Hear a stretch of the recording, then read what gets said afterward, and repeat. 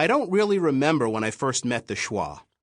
He was just kind of always there, like the killer potholes on Avenue U, or the Afghans barking out of the windows above Crawley's restaurant. A whole truckload of them if you believed the rumors. Old Man Crawley, by the way, was a certifiable Looney Tune. A shut-in, like Brooklyn's own Howard Hughes, almost as legendary as the lobsters served up in his restaurant below.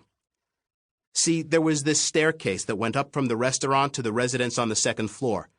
But with each step it got darker around you, so when you tried to climb it, you kept thinking you heard the horror audience behind you yelling, "No, don't go up the stairs!"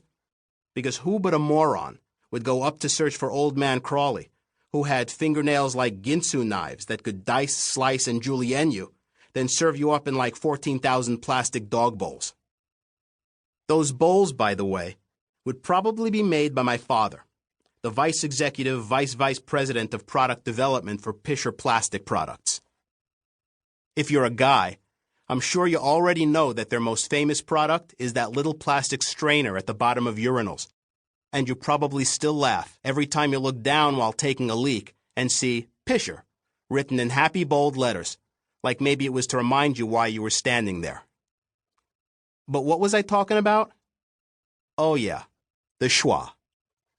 See, that was the whole point with the Schwa. You couldn't even think about him without losing track of your own thoughts. Like, even in your head, he was somehow becoming invisible. Okay, so like I said, I don't remember when I met him. Nobody does.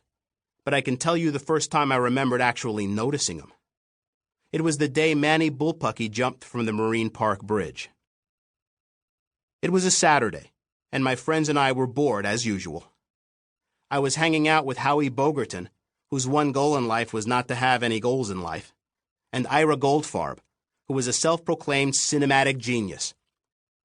With the digital video camera his grandparents had gotten him for his bar mitzvah last year, Ira was determined to be Steven Spielberg by the time he got to high school.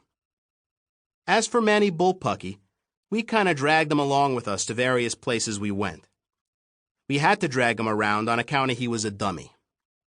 Not a dummy like Wendell Tigger, who had to repeat the 5th grade like 14,000 times, but a real dummy.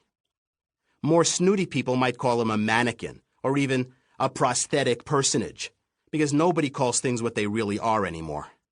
But to us normal people in Gerritsen Beach, Brooklyn, he was a dummy, plain and simple. As for his name, it came in the natural course of human events. Dad had brought him home from work one day.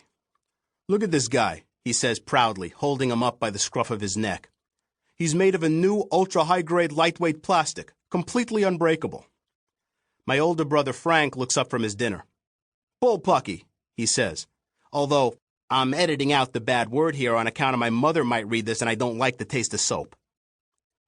As soon as Frankie says it, Mom, without missing a beat, hauls off and whacks him on the head in her own special way, starting low and swinging up like a tennis player giving a ball topspin, just grazing the thin spot on his head that's going to be bald someday, probably from Mom slapping him there. "You watch your mouth," Mom says. Mout, not mouth. We got a problem here with the TH sound. It's not just us, it's all of Brooklyn, maybe Queens too. My English teacher says I also drop vowels like a bad juggler and have an infuriating tense problem, whatever that meant. So anyway, if you put the TH problem and the vowel thing together, our family's Catholic instead of Catholic. And my name's Anthony instead of Anthony. Somehow that got changed into Antsy when I was little, and they've called me Antsy ever since. It don't bother me no more.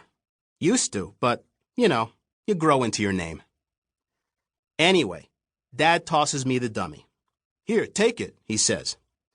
"What are you giving it to me for?" "Why do you think? I want you to break it."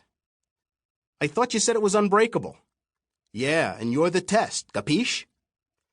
I smile, proud to figure in my father's product development job. This was the first time in recorded history that either of my parents had singled me out to do anything. "Do I get to break something?" my little sister Christina asks. "Yeah," says Dad. "Wait a few years and you'll be breaking hearts." Christina must have liked the sound of that because she flips open the journal that's practically glued to her hand and makes a note of it.